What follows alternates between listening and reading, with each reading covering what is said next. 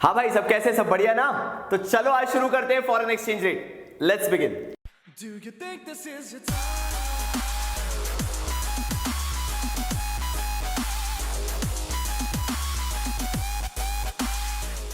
तो यार चलो पता करते हैं फॉरेन एक्सचेंज रेट की ब्यूटी क्या है। देखो क्या होता क्या है कि जो फॉरेन एक्सचेंज रेट है वो कहीं ना कहीं बैलेंस ऑफ पेमेंट से रिलेटेड है। तो मैं फॉरेन एक्सचेंज भी पढ़ाऊंगा, साथ साथ में बैलेंस ऑफ पेमेंट रिवाइज भी करवा दूंगा। दो चैप्टर इकट्ठे तैयार हो जाएंगे और आई होप इस वीडियो तक आने तक आपने बैलेंस ऑफ पेमेंट मुझसे पढ़ लिया होगा। तो चलिए, जो मैंने बैलेंस ऑफ पेमेंट में एक बहुत ही बेसिक सी चीज बताई थी वो सिंपल ये थी, कि इंडिया जो है वो रेस्ट ऑफ द वर्ल्ड के साथ कम्युनिकेट करता है, इंटरैक्शन करता है। लेकिन आपको मैंने बताया था कि जब भी मैं इकोनॉमिक्स की बात करूंगा, जब भी मैं मैक्रो लेवल की बात करूंगा, क्योंकि यहां पे क्या है भाई, ये कौन सा लेवल है? Macro level. कौन सी इकोनॉमिक्स पढ़ रहे हो? Macro economics. तो जब भी India rest of the world के साथ कम्युनिकेट करेगा तो एक चीज ध्यान में रखने वाली है, और वो सिंपल सी बस इतनी सी बात है कि ये जो इंटरैक्शन होगा ये इकोनॉमिक ट्रांजैक्शंस का होगा। याद करो, मैंने यहां पे रुपए लिखा था, लेकिन जिन्होंने बैलेंस ऑफ पेमेंट पढ़ लिया है मुझसे वो बोलोगे नहीं यार सर, गलत गलत गलत, यहां पे रुपए नहीं रखना है, क्योंकि आपने वीडियो में बताया था कि जो भी ट्रांजैक्शंस होते हैं, जो फॉरेन एक्सचेंज होते हैं, जनरली वो डॉलर्स में होते हैं। बिल्कुल सही बोल रहे हो। मैं तो बस यहां पे ये आइडेंटिफाई करवा रहा हूं कि इकोनॉमिक ट्रांजैक्शंस हैं और ये रुपया काय में कन्वर्ट होगा, बिल्कुल सही, डॉलर में, और उसके बाद इकोनॉमिक ट्रांजैक्शंस चालू होंगे। अब एक और चीज, क्योंकि ये इकोनॉमिक ट्रांजैक्शंस एक नेशन से बाकी नेशंस के बीच हो रहे हैं, इसलिए ये क्या कहलाएंगे? International economic transactions. तो चलो पता तो चल गया क्या होता है फॉरेन एक्सचेंज। मैं आपको बहुत ही बेसिक तरीके से बताता हूं। Foreign exchange is the rate at विच, एक ये रेट है जिसके through a currency is converted into another currency. मतलब किस रेट पे करेंसी कन्वर्ट होगी। जैसे जब मैं $1 की बात करता हूं तो ये near about 64 rupees somewhat around होता है। तो ये जो कन्वर्जन हुआ ये क्या कहलाया? ये फॉरेन एक्सचेंज कहलाया। और ये जो अभी करंट रेट आपको दिख रहा है ये फॉरेन एक्सचेंज रेट है। लेकिन भारत को जरूरत क्यों पड़ती है कि वो रुपए को डॉलर में कन्वर्ट करे? क्यों नहीं हम रुपए में पेमेंट कर सकते हैं? भाई बाबा जी जब यहां पे हैं तो सवाल पूछो, क्योंकि अगर सवाल नहीं पूछोगे तो कभी नहीं जान पाओगे ये रुपए डॉलर वाला झंझट क्या है भाई। तो सबसे पहली चीज, दो तरह की करेंसीज होती हैं। एक होती है सॉफ्ट करेंसी। तो यार ये सॉफ्ट करेंसी क्या होती है? देखो ऐसी कई करेंसीज हैं जो कि अक्रॉस द ग्लोब, मतलब पूरी दुनिया में मॉनेटरी बेसिस पे, obviously if it is about currency obviously तो वो क्या होगा? मॉनेटरी बेसिस होगा। तो अगर मैं कुछ करेंसीज की बात करूं तो वो currencies across the globe acceptable नहीं है अगर आप ट्रांजैक्शंस कर रहे हो तो। जैसे सिंपल सा एग्जांपल अगर मैं दे दूं तो वो है Indian currency. Indian currency is a soft currency and that is the reason why we have to convert our rupees into dollars and then we have to make the payments or then we have to make the transactions possible।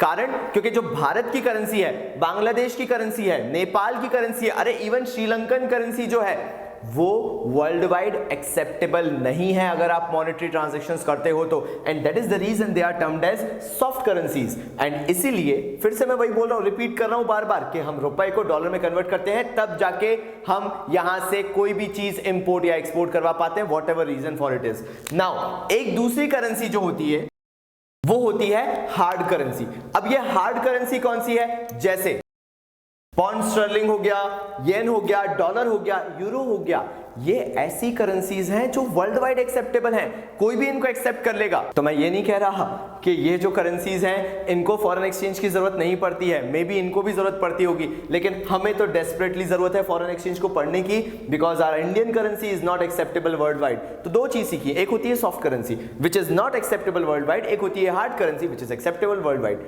तो हमें तो यहां पे सीखना जरूरी पड़ गया ये पर्टिकुलर चीज। चलो ठीक है, ये पता चल गया, तो अब हमें दो चीजें और पता करना पड़ेंगी कि एप्रिसिएशन ऑफ करेंसी और डेप्रिसिएशन ऑफ करेंसी क्या होता है। देखो भाई समझना ध्यान से, यहां पे अगर आप देख रहे होगे तो मैंने लिख रखा है कि $1 के बदले समवॉट अराउंड 64 रुपीज होता है। तो चलो एग्जांपल लेते हैं कि एप्रिसिएशन ऑफ करेंसी होता क्या है। देखो यार, एप्रिसिएशन का मतलब हुआ जब $1 हाइपोथेटिकली अभी अपन क्या मान के चल रहे हैं, 64 रुपीज के हिसाब से है, और यही $1 जो है ये क्या हो जाए 63 रुपीज तक में भी पहुंच जाता है, तो ये कहलाया एप्रिसिएशन ऑफ करेंसी।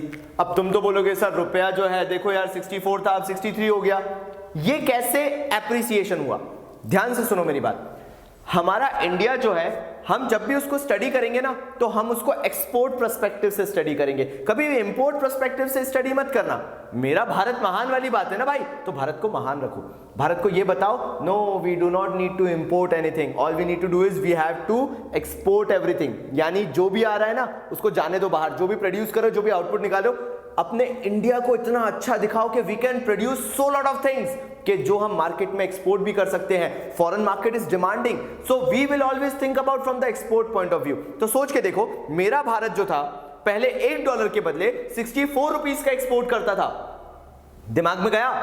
अब मेरा भारत क्या बोलते हैं यार उसे, सशक्तिकरण हो रहा है मेरे भारत का, मतलब मेरा भारत इंप्रूव हो रहा है, as an economy it is growing, the output is increasing. तो उसमें क्या होगा, अब मुझे $1 के बदले सिर्फ 63 रुपीज की चीजें बेचनी पड़ेंगी। टॉक अबाउट द कॉस्टिंग, कि भाई पहले 64 रुपीज का बेच रहा था, अब मुझे $1 के बदले सिर्फ कितने का बेचना पड़ेगा, 63 रुपीज का। And that is the advantage I get, and that is the reason जब भी मैं फॉरेन एक्सचेंज पढ़ाता हूं तो एक्सपोर्ट के बेसिस पे पढ़ाता हूं, कभी भी इंपोर्ट के बेसिस पे मत पढ़ो, कंफ्यूजन ज्यादा होगा। फिर से, मेरा भारत महान, मैं पहले $1 के बदले 64 रुपीज का आइटम बेच रहा था। विद गॉड ग्रेस मेरी करेंसी जो है वो एप्रिशिएट हुई, मेरी करेंसी की वैल्यू $1 के बदले 63 रुपीज हुई, और अब मुझे सिर्फ $1 के बदले 63 रुपीज की कॉस्टिंग की चीज बेचनी पड़ेगी, and that is an advantage. भूल जाओ प्रॉफिट लॉस क्या होगा क्या नहीं होगा, अभी फोकस करो जो मैं कॉस्टिंग बता रहा हूं। डेप्रिसिएशन एक बार समझते हैं, वही सिचुएशन लेते, $1 इक्वल्स टू 64 रुपीज, ये आ गई हमारे पास सिचुएशन। डेप्रिसिएशन क्या हुआ, अब तो समझ में आ ही गया होगा कि हमारे लिए वो चीज डेप्रिसिएशन कैसे कहलाया। बिकॉज सिंपल सी चीज है यार, हाँ मुझे मालूम है तुम समझ गए, फिर भी बोल तो लेने दो भाई, क्या जॉब छीनोगे? हुआ क्या डेप्रिसिएशन के, हाँ तू हंस ले यार तू, हाँ तो भाई डेप्रिसिएशन क्या हुआ, $1 के बदले 64 रुपीज में ट्रेड हो रहा था, वेल एंड गुड, जो भी मैं बेच रहा था मार्केट में मुझे 64 रुपीज का बेचना पड़ रहा था। अब दिक्कत ये हो गई, now I have to sell 65 rupees worth of goods for $1 and that is a loss for me. पहले 64 रुपीज की कॉस्टिंग की चीज बेचना पड़ती थी, एक्सपोर्ट करना पड़ता था।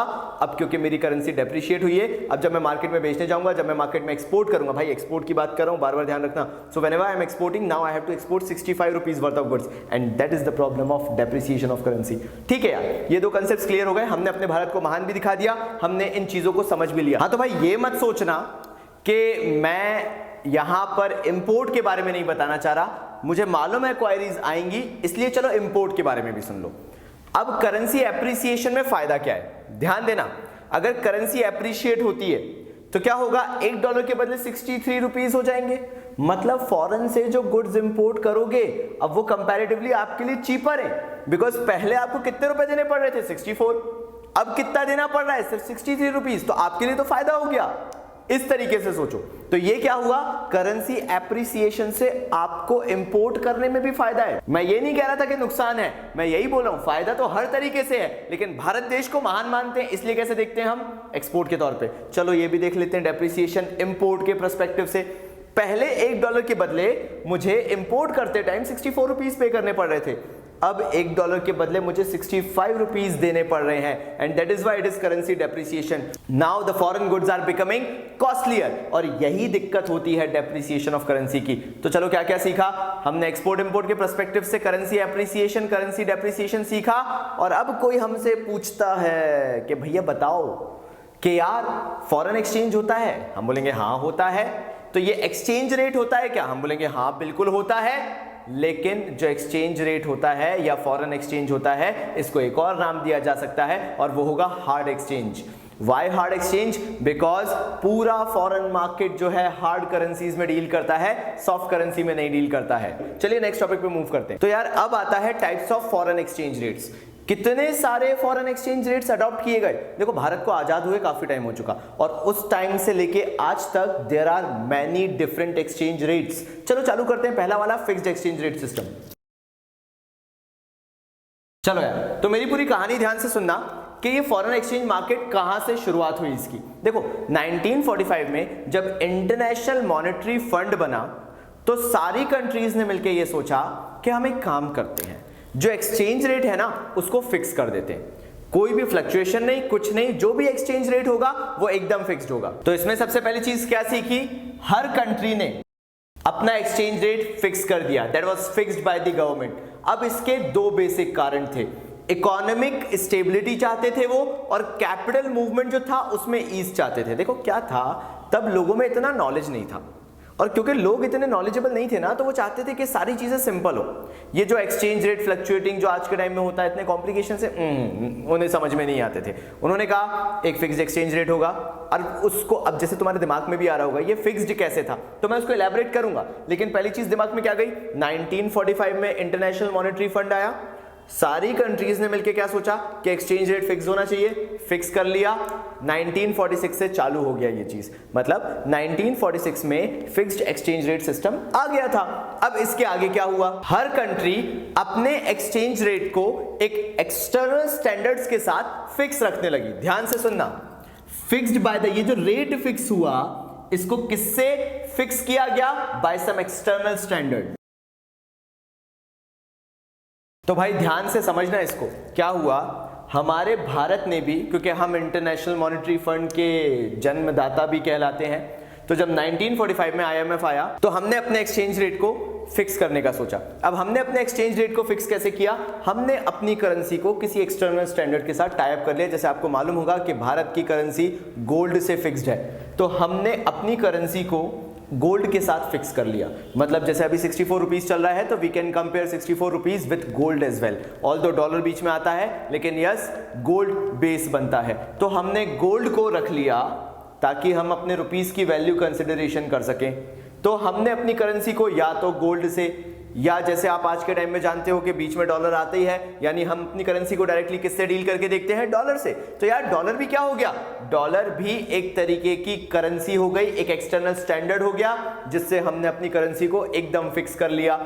या फिर बास्केट ऑफ अदर करेंसीज भी कर सकते थे, 2 से 3 नेशंस की करेंसी उठाओ और उनके थ्रू अपनी करेंसी को टाई अप कर लो। वो कॉम्प्लिकेटेड हो जाता है, हमें इतना नहीं आता, हम इतनी चीजें करते ही नहीं है। हमने तो क्या किया, हमने कुछ नहीं किया, हमने या तो गोल्ड से या तो डॉलर से। Indian currency frankly speaking gold के थ्रू भी मेजर की जा सकती है कि गोल्ड के बेसिस पे हमारी इंडियन करेंसी कितनी क्या है। आपको मालूम होगा अगर हमें करेंसी प्रिंट करनी है तो हमें गोल्ड गिरवी रखना पड़ता है, ठीक है। या फिर किसी अनदर करेंसी के थ्रू, जो कि क्या हुई हमारी डॉलर के थ्रू फिक्स्ड है। तो ये फिक्स्ड एक्सचेंज रेट था। आज का एक्सचेंज रेट कैसे डिफरेंट है और फिक्स्ड एक्सचेंज रेट में क्या डिफरेंस था। फिक्स्ड एक्सचेंज रेट सीरियसली ये बोलता था कि आपकी करेंसी की वैल्यू फिक्स्ड है, लेकिन फिक्स भी नहीं रख सकते थे, क्योंकि सीधी सी बात है, आप एज अ नेशन बाकी सारे नेशंस के लिए कितने वैल्यूएबल हो उसके हिसाब से आपकी करेंसी की वैल्यू फ्लक्चुएट होती थी। Because if you are of no value to other nations, your currency doesn't carry any kind of value. देखो सिंपल सी बात है, अगर आपका आउटपुट होगा, जैसे आप हो, आप अगर जॉब करने लगते हो, अगर आपका आउटपुट होगा तो लोग आपको सैलरी देंगे। सिंपली करेंसीज का भी ऐसे ही खेल है। अगर कोई नेशन का आउटपुट अच्छा है तो उसकी करेंसी स्ट्रांग होगी, और किसी भी अगर नेशन का आउटपुट अच्छा नहीं है तो उसकी करेंसी स्ट्रांग नहीं होगी। सिंपल सा फंडा है। ऐसे ही इसके अंदर हुआ, हमारे भारत की करेंसी फ्लक्चुएट हो रही थी, लेकिन इन सब लोगों ने सोच के रखा था कि जो करेंसी की वैल्यू है उसको फिक्स रखना है। तो फिर क्या किया गया, ध्यान से सुनना, जब भी हमारी करेंसी वीक हुई तो हमने फॉरेन करेंसीज जो हमारे पास रखी रहती थी, हमने उनको सेल आउट करना चालू कर दिया। जैसे ही हमारी करेंसी स्ट्रांग हुई, हमने फॉरेन करेंसी को खरीदना चालू कर दिया। मैं यहां पे पॉज ले रहा हूं और पूरा एक्सप्लेनेशन दूंगा, ध्यान से सुनना। उससे पहले ये उतार लो ताकि कोई कंफ्यूजन ना हो। मैंने बहुत सारी चीजें बता दी हैं और मैं नहीं चाहता तुम लोगों को कोई भी कंफ्यूजन हो, तो बड़े प्यार से अपन समझेंगे कि किस तरीके से ये फिक्स्ड एक्सचेंज रेट मेंटेन किया जाता था, ताकि तुम लोगों के भी तो दिमाग में जाए कि होता क्या है ये। ध्यान देना, समझना चालू करें क्या? तैयार हैं सब लोग? चलिए समझते हैं। दो सिचुएशन हो सकती है फॉरेन एक्सचेंज मार्केट के साथ या फॉरेन एक्सचेंज रेट के साथ। या तो फॉरेन एक्सचेंज रेट जो है वो वीक हो जाए, या जो फॉरेन एक्सचेंज रेट है वो स्ट्रांग हो जाए। अब दिमाग में बिल्कुल बिठा लेना तरीके से कि जो फॉरेन एक्सचेंज रेट की मैं बात करता हूं, I am just talking about dollars. अब अगर मैं डॉलर की बात कर रहा हूं तो फॉरेन एक्सचेंज रेट का वीक होने का मतलब है डॉलर हो गया वीक। डॉलर वीक होने का मतलब क्या हुआ? देखो यार, डॉलर और रुपीस ऑपोजिट एंड्स है। ठीक है, ध्यान देना यहां पे, अगर डॉलर वीक है तो हमारा भारतीय रुपया, बोलो बोलो बोलो, क्या हो जाएगा? यार ये गलत बात है भाई, देखो मैं गाना गाने लगता हूं ना तो फिर दिक्कत हो जाती है, इसलिए अगर मैं गाना गाऊं तो नहीं गाऊं, प्लीज ध्यान रखना। हाँ, तो मैं क्या बोल रहा था कि फॉरेन एक्सचेंज रेट की बात कर रहे हैं। अगर डॉलर क्या है भाई, डॉलर है वीक, तो हमारा भारतीय रुपया क्या हो जाएगा? स्ट्रांग हो जाएगा। यानी यहां पे क्या सिचुएशन होगी, $1 के बदले से फॉर एग्जांपल 63 रुपीज हो गया, डॉलर सस्ता पड़ रहा है। और अगर डॉलर सस्ता पड़ रहा है तो मैं फॉरेन एक्सचेंज, मतलब जो मेरे पास फॉरेन करेंसीज हैं, मैं यहां पे लिख रहा हूं, जल्दी बताओ मुझे। यहां पे पता चला जो फॉरेन एक्सचेंज रेट है वो हो गया वीक, मेरा रुपया हो गया स्ट्रांग, मतलब अब $1 के बदले कितने रुपए देना पड़ेंगे? सिर्फ 63 रुपीज। पहले क्या था? 64 रुपीज था। जल्दी से मुझे बताओ, सस्ते दाम पर मुझे डॉलर और खरीदना चाहिए या बेच देना चाहिए? देखो भाई, तुम्हारे ज्ञान का पता नहीं, लेकिन मैं तो जानता हूं कि मैं क्या करूंगा, बाय करूंगा। क्यों बाय करूंगा? क्योंकि मुझे $1 खरीदने पर अभी कितने का पड़ रहा है? 63 रुपीज का। तो मैं डॉलर खरीदता चला जाऊंगा, खरीदता चला जाऊंगा, खरीदता चला जाऊंगा। अब सुनना, अगर मैं डॉलर को बाय करूंगा तो इनडायरेक्टली मैं क्या कर रहा हूं? मैं एक ऐसा ट्रिगर लगा रहा हूं जिससे डॉलर की डिमांड क्या हो गई? डॉलर की डिमांड इंक्रीज हो गई। डॉलर की डिमांड क्यों इंक्रीज हो गई? क्योंकि मैं डॉलर खरीदने पे तुला हुआ हूं। क्यों? क्योंकि मुझे डॉलर सस्ता पड़ रहा है। अब जैसे जैसे मैं डॉलर को डिमांड करता जाऊंगा, करता जाऊंगा, करता जाऊंगा, डॉलर जो है ऑब्वियसली अप्रिशिएट होने लगेगा। क्यों अप्रिशिएट होने लगेगा? डिमांड का सिंपल फंडा है। द कमोडिटीज, मैं कमोडिटीज की बात कर लेता हूं, the commodities which are being demanded more, their price increases. जी, तो ऐसे ही डॉलर को जब मैं ज्यादा डिमांड करूंगा तो डॉलर की प्राइस बढ़ेगी। तो इससे क्या सिचुएशन आएगी? एक टाइम पे ऐसा होगा, ध्यान से सुनना, एक टाइम पे ऐसा होगा, खरीदते खरीदते खरीदते डॉलर स्ट्रांग हो जाएगा और हमारा रुपया वीक हो जाएगा। होगा कि नहीं? क्या होगा जल्दी बताओ? जो डॉलर है वो हो जाएगा स्ट्रांग और हमारी करेंसी मतलब रुपीज हो जाएंगी वीक। इस केस में क्या होगा? हम वापस वही सिचुएशन में पहुंच जाएंगे, $1 इक्वल्स टू 64 रुपीज। लौट के बुद्धू घर को आए, मतलब क्या हुआ यहां पे? मैं चला कहां से? मेरा रुपया स्ट्रांग हो रहा था, ठीक है, $1 के बदले मैंने क्या किया? फॉरेन करेंसीज बाय करना चालू की। फॉरेन करेंसीज बाय करना चालू की, डॉलर की वैल्यू बढ़ने लगी। Why? Because I was demanding more dollar. जिसकी भी डिमांड ज्यादा होती है उसकी प्राइस बढ़ती है। डॉलर की प्राइस बढ़ने लगी, डॉलर वापस हो गया स्ट्रांग। मैं फिर गा रहा था, और रुपी क्या हो गया? वीक हो गया। रुपी वीक हुआ, डॉलर स्ट्रांग हुआ, वापस से वहीं पहुंच गए, $1 इक्वल्स टू 64 रुपीज। आ गए ना फिक्स्ड एक्सचेंज रेट पे। मैंने खरीदा, और मैंने क्यों खरीदा? क्योंकि मैं एक्सचेंज रेट को फिक्स रखना चाहता था। चलो भाई, ये तुम्हारे लिए एक्सरसाइज है। मैं हट गया थोड़ा सा, एक बार देख लो। अगर तुम करना चाहते हो तो मुझे यहीं पे पॉज करो और वो करने की कोशिश करो। नहीं करना चाहते तो मेरे साथ कंटिन्यू करो ना भाई, मैं कौन सा पनिशमेंट दे रहा हूं। चलो करते हैं। अब यहां पे दूसरी सिचुएशन है, मैं उसको हटा रहा हूं, और वो सिचुएशन ये है, foreign exchange rate becomes stronger. Foreign exchange rate strong होने का मतलब है जो हमारा डॉलर है वो स्ट्रांग हो गया, ठीक है। यानी अब सिचुएशन क्या है? $1 जो था वो हमारा अगर स्ट्रांग हो रहा है तो मतलब हमारी लोकल करेंसी क्या हो रही होगी? वीक हो गई हमारी लोकल करेंसी वीक। मतलब क्या हुआ? हमारी करेंसी डेप्रिशिएट हुई। वीक का मतलब क्या हुआ बेटा? डेप्रिसिएशन हुआ, ठीक है भाई। यानी यहां पे सिचुएशन है $1 इक्वल्स टू ₹65। क्या करना चाहोगे यहां पे? आराम से सोच लो। आपने सस्ते में खरीदा था, अब क्या होगा? अगर आप मार्केट में बेचना चालू करो, किसको? डॉलर को, तो हर डॉलर के बदले आपको कितने रुपए मिलने वाले हैं? 65 रुपीज मिलने वाले हैं। से फॉर एग्जांपल, फॉर सेक, मैंने जब खरीदा होगा फॉरेन एक्सचेंज, क्योंकि अगर मुझे अमेरिका से डील करना है तो मेरे पास अमेरिका की करेंसी होनी चाहिए, यूएसए की करेंसी होनी चाहिए। तो मैंने क्या किया था? एक टाइम पे रुपया दे दे के बहुत सारी अमेरिकन करेंसी खरीद ली थी। अब क्या हुआ? मेरा रुपया डेप्रिशिएट हो गया। Now I know if I am going to sell the dollar I will get 65 rupees in return. तो मैं क्या करूंगा? डॉलर को बेचना चालू करूंगा कि नहीं? बिल्कुल सही, ठीक है। डॉलर को सेल करना चालू किया, भयंकर तरीके से सेल करना चालू किया, अंधी मचा दी। अब जैसे जैसे आप डॉलर सेल करोगे, डॉलर मार्केट में निकलता चला जाएगा, सर्कुलेट होता चला जाएगा, क्योंकि आपको क्या चाहिए? अभी तो अपना रुपया वापस चाहिए, क्योंकि आपको हर डॉलर पे 65 रुपीज मिल रहे हैं। आपने डॉलर को सेल किया, डॉलर को सेल करते चले गए, मार्केट में डॉलर ही डॉलर हो गया, और रुपया आपने हर जगह से बटोर के अपने पास रख लिया।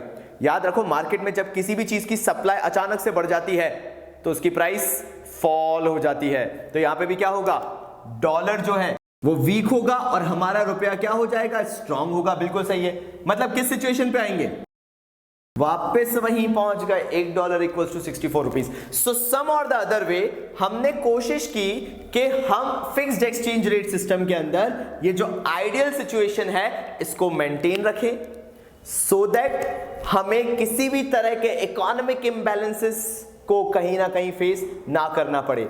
और इसी के लिए हमने अपनी जो करेंसी थी उसको हमने फिक्स कर लिया एक्सटर्नल स्टैंडर्ड्स के साथ, जो कि मैंने आपको सिखाई दिया है। पैगिंग कहलाया वो, जब हमने अपनी करेंसी को फिक्स कर लिया विद सम अदर करेंसीज और एनी अदर एक्सटर्नल स्टैंडर्ड। और ध्यान देना, आप दो टर्म्स और फेस करोगे। जैसे मैंने आपको पैगिंग लिख के दिखाया था, तो दो तरह के टर्म्स होते हैं, एक होता है पैगिंग, दूसरा होता है पैरिटी वैल्यू। देखो, पैगिंग का मतलब होता है जब आप अपनी करेंसी को फिक्स कर लेते हो किसी एक्सटर्नल स्टैंडर्ड के साथ। I am talking about fixation, that is termed as pegging. Fixation का मतलब क्या हुआ, आपकी करेंसी और वो करेंसी की एक वैल्यू फिक्स्ड है, यही रेट पे एक्सचेंज होगा, and when you are fixing it is paging.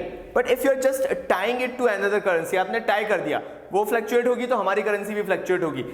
इस केस में वो कहलाता है पैरिटी वैल्यू। पैरिटी वैल्यू का मतलब क्या हुआ, this is a comparable value. Pegging का मतलब when you fix the value, parity का मतलब क्या हुआ, when you just tie up your currency with some external standards. तो ये चीज हमारी हो गई फिक्स्ड एक्सचेंज रेट। बहुत डिटेल में किया है, अगर आप ये लिखना चाहते हो वेल एंड गुड, बिल्कुल लिख लो जल्दी से।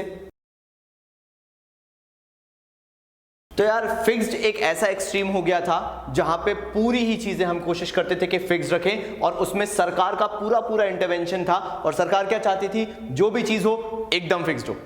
फिर वो हो जाता है ना, जब एकदम से बहुत ज्यादा रिस्ट्रिक्शंस ले आओ तो काम चल नहीं पाता है। तो हुआ क्या, 1971 में जाके फिक्स्ड एक्सचेंज रेट सिस्टम पूरी तरह से कोलैप्स हो गया, और इंटरनेशनल मॉनेटरी फंड ने बोला we are not going to continue with the fixed exchange rate system, तुम लोगों को जो दिखाई करो, तुम लोग means the countries they were talking about.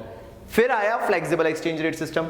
अब इसने क्या बोला, इसने बोला हर चीज फ्री फ्लो में चलने दो, by the free flow of market forces, and those market forces are demand and supply. तो लिख लेते हैं। तो यार फ्लेक्सिबल एक्सचेंज रेट सिस्टम को बस इतना याद रखना। क्या हुआ इसके अंदर, इसमें भारत सरकार या जो दूसरी कंट्रीज हैं उधर की गवर्नमेंट ने कोई भी इंटरवेंशन करने से मना कर दिया। उन्होंने बोला कि फ्री फ्लो चलने दो मार्केट फोर्सेस का, डिमांड और सप्लाई का। डिमांड सप्लाई काय की, फॉरेन एक्सचेंज की। कौन सी करेंसी, हार्ड करेंसी, याद है ना, मैंने पढ़ाया था। तो इसमें क्या बोला गया, फ्री फ्लो चलने दो। अगर किसी करेंसी की डिमांड ज्यादा है उसके रेट्स हाई जाएंगे, जैसा मैंने आपको सिखाया भी। जिस भी करेंसी की डिमांड कम है उस करेंसी की वैल्यू बिल्कुल लो जाने दो, कोई दिक्कत नहीं है, मत इंटरवीन करो, गवर्नमेंट विल नॉट इंटरवीन। यहां पे उस चीज को क्लियरली बोल दिया गया, and that was the flexible exchange rate system. But obvious था, अगर आप मार्केट फोर्सेस पे सारी चीजें छोड़ दोगे एंड एज अ गवर्नमेंट बिल्कुल भी इंटरवीन नहीं करोगे, तो आई नो वो आपके फेवर में नहीं जाएगा। और इसलिए फ्लेक्सिबल एक्सचेंज रेट सिस्टम को बिल्कुल ही खत्म कर दिया गया, और उसके बाद नेक्स्ट सिस्टम को लाया गया जिसे नाम दिया गया मैनेज्ड फ्लोटिंग सिस्टम। यार तू यार मत करना यार। तो ठीक है, flexible exchange rate system short time के लिए रहा, बताया कि मार्केट फोर्सेस को चलने दो, गवर्नमेंट बिल्कुल इंटरवीन नहीं करेगी। अगर डिमांड है किसी करेंसी की तो बढ़ती जाएगी, अगर डिमांड नहीं है किसी करेंसी की तो बिल्कुल लो, मतलब खत्म हो जाएगी वो करेंसी। इसके कारण क्या हुआ, जो डेवलपिंग नेशंस थे जिनको ज्यादा से ज्यादा इंपोर्ट कराना होता था, उनके लिए बड़ी बुरी सिचुएशन क्रिएट हो गई, जिसके कारण से क्या किया गया, फ्लेक्सिबल एक्सचेंज रेट सिस्टम को बिल्कुल ही out of the box throw out कर दिया गया। नेक्स्ट आ जाते हैं मैनेज्ड फ्लोटिंग पे, जो कि आपके लिए काफी इंपॉर्टेंट है। तो IMP या अति महत्वपूर्ण मार्क कर लीजिएगा। चलिए शुरू करते हैं उसके साथ।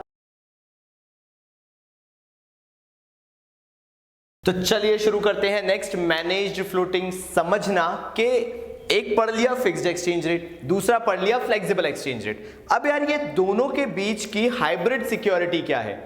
मैं हाइब्रिड इसलिए बोल रहा हूं क्योंकि हमने मैनेज्ड फ्लोटिंग के अंदर कुछ नया थोड़ा ना किया। हमने क्या किया, थोड़ा सा फिक्स्ड उठाया, थोड़ा सा फ्लेक्सिबल एक्सचेंज रेट उठाया, मतलब फ्लोटिंग एक्सचेंज रेट सिस्टम भी आप उसको बोल सकते हो अगर दूसरा नाम बोलना चाहते हो तो फिक्स्ड एक्सचेंज को उठाया, फ्लेक्सिबल एक्सचेंज रेट को उठाया, बेस्ट ऑफ बोथ वर्ल्ड लिया और नई सिक्योरिटी बना दी या नया एक्सचेंज रेट बना दिया जिसे नाम दिया मैनेज्ड फ्लोटिंग। अब यार इसमें नया क्या है, देखो इसमें किया क्या, इसमें सबसे पहले तो आरबीआई को ले आए। अगर हम भारत के पर्सपेक्टिव से बात करें, वो भाई वो महान लोगों को मैं दाद देना चाहूंगा जो सेंट्रल बैंक एसबीआई बताते हैं, आरबीआई है, ध्यान रखना। तो आई am talking about central bank. इसके अंदर क्या किया गया, जैसे फिक्स्ड एक्सचेंज रेट सिस्टम के अंदर सरकार इंटरवीन करती थी, फ्लेक्सिबल एक्सचेंज रेट के अंदर कोई इंटरवीन नहीं करता था। जब हाइब्रिड सिक्योरिटी बनाना चालू की, यानी जब मैनेज्ड फ्लोटिंग रेट सिस्टम बनाना चालू किया या मैनेज्ड एक्सचेंज रेट सिस्टम बनाना चालू किया, तो उसके अंदर क्या किया, सबसे पहले सेंट्रल बैंक को लेके आए। सेंट्रल बैंक जो यहां पे है वो एक्सचेंज रेट को इन्फ्लुएंस करता है। हां, फिक्स्ड एक्सचेंज रेट का सिस्टम यहां पे क्या आया, दैट अभी भी जो हमारी करेंसी है वो फिक्स्ड रहेगी, बट फिक्स्ड ये नहीं बोला कि एक स्पेसिफिक पॉइंट पे रहेगी, उन्होंने बोला फ्लोट होने दो, फ्लेक्सिबल होने दो एक सर्टेन पॉइंट तक। अगर ये आपकी जो भी करेंसी है उसकी वैल्यू यहां पे है तो लोअर एंड पे भी जाने दो, अपर एंड पे भी जाने दो, लेकिन एक्सट्रीम्स में मत जाने दो। यानी यहां पे सेंट्रल बैंक खुद ही कहता है कि फ्लेक्सिबल एक्सचेंज रेट सिस्टम अपनाओ, लेकिन उसको लिमिट कर दिया और बहुत ही स्पेसिफिक एरिया में लिमिट कर दिया। इससे फायदा क्या हुआ, स्पेकुलेशन आ पाया फॉरेन एक्सचेंज मार्केट के अंदर। आरबीआई जो है वो बाय करता है, सेल करता है सिक्योरिटीज और कोशिश करता है कि जो भी हमारी करेंसी है वो एक दायरे के अंदर फ्लोट हो, एक दायरे के अंदर फ्लेक्सिबल रहे। तो इसे फिक्स्ड एक्सचेंज रेट सिस्टम क्यों कहा गया, क्योंकि जैसे फिक्स्ड एक्सचेंज रेट सिस्टम को मॉनिटर किया जाता था, ऐसे ही यहां पर भी मैनेज्ड फ्लोटिंग के अंदर इसको मॉनिटर कर रहा है। और कौन कर रहा है, central bank, that is RBI. यानी आरबीआई ने यहां पे जो एक्सचेंज रेट को मेंटेन किया, इससे क्वालिटी आ गई फिक्स्ड एक्सचेंज रेट की। फ्लेक्सिबल की क्वालिटी कहां से आई, क्योंकि उन्होंने डिमांड और सप्लाई फोर्सेस को इग्नोर नहीं किया, उन्होंने अभी भी डिमांड और सप्लाई फोर्सेस को रखा, लेकिन एक रेंज के अंदर। इसलिए इसे बोला गया मैनेज्ड फ्लोटिंग। फिर से बताओ जल्दी से, ये फिक्स्ड क्यों है, फिर से बताओ इसे फिक्स्ड क्यों बोला गया, बिकॉज सेंट्रल बैंक मॉनिटर कर रहा है और कोशिश कर रहा है एक स्पेसिफिक रेंज में फिक्स्ड रहे। फ्लेक्सिबल एक्सचेंज रेट क्यों है, क्योंकि अभी भी वो बोल रहे हैं कि मार्केट फोर्सेस को अपना रोल प्ले करने दो, डिमांड और सप्लाई को मार्केट में रोल प्ले करने दो, लेकिन एक स्पेसिफिक रेंज में। इसलिए इसको नाम दिया गया, मैं लिखूंगा यहां पे हाइब्रिड सिक्योरिटी। मतलब मैनेज फ्लोटिंग को एक हाइब्रिड बोला गया, किस किस का, मैनेज फ्लोटिंग को हाइब्रिड बोला गया, किस किस का, फिक्स्ड एक्सचेंज का और फ्लेक्सिबल एक्सचेंज रेट सिस्टम का। इसको एक और नाम दिया जाता है, अगर नाम सुनना हो तो इसको बोला जाता है डर्टी फ्लोटिंग। जी हां, एक और नाम इसका है डर्टी फ्लोटिंग, क्योंकि इसमें आरबीआई जो है, मतलब मैं सेंट्रल बैंक की बात कर रहा हूं, आरबीआई एक्चुअल में मैनिपुलेशन कर रहा है सिक्योरिटीज के साथ, because RBI is letting the currency to like appreciate and depreciate to a specific range. इसलिए इसको डर्टी फ्लोटिंग भी कहा जाता है। और ऑब्वियस है, अगर आप करेंसीज को थोड़ा बहुत भी फ्लक्चुएट होने देना चाहते हो तो आपको फॉरेन करेंसीज का अच्छा खासा रिजर्व मेंटेन करना पड़ेगा, और फिर तो आपको मालूम ही है कि क्या करना पड़ेगा। तो चलो देखते हैं क्या करना पड़ेगा, ध्यान से देखना। $1 64 रुपीज के बराबर है। क्या करेंगे, एक सिचुएशन हो सकती है हमारी करेंसी एप्रिशिएट हो। एप्रिशिएट का मतलब $1 के बदले 63 रुपीज। से फॉर एग्जाम्पल ये आरबीआई ने लिमिट तय करके रखी है।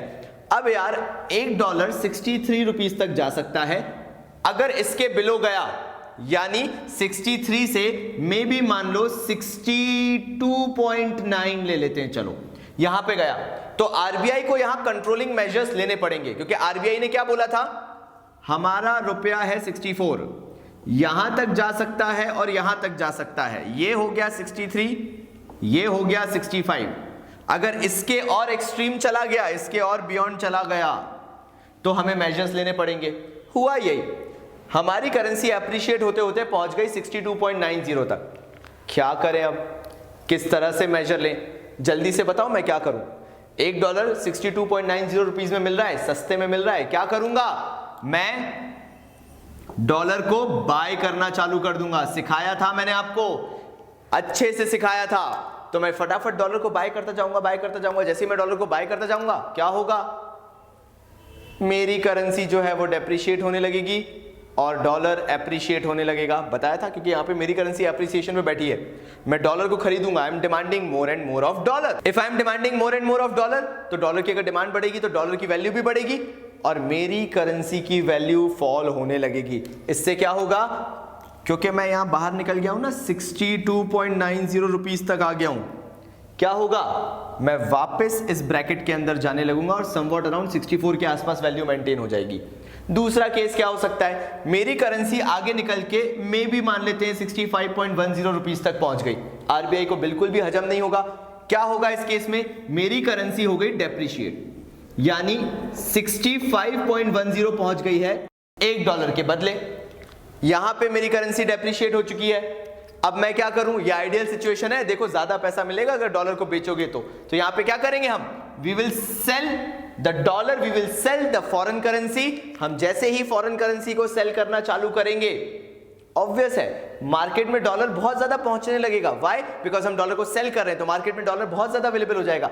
And when dollar is available in so much like quantity, अगर मैं बोलना चाहूं तो, या बहुत ही ज्यादा डॉलर अगर अवेलेबल होगा फ्री कैश में, तो डॉलर की वैल्यू फॉल होगी, because dollar is being supplied by us in the foreign market. Dollar की वैल्यू फॉल होगी, हमारी लोकल करेंसी अप्रिशिएट होगी, तो यहां से घूम के वापस इस ब्रैकेट के आसपास आ जाएंगे और हमारी करेंसी वापस मेंटेन हो जाएगी। तो हुई ना डर्टी फ्लोटिंग। आरबीआई ने, हमारे सेंट्रल बैंक ने ये इंटेंशनली किया।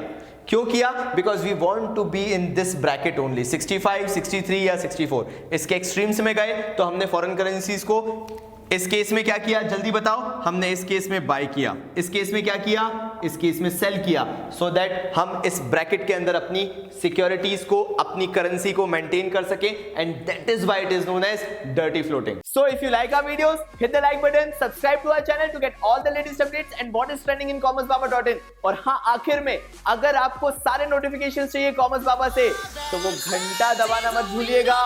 धन्यवाद।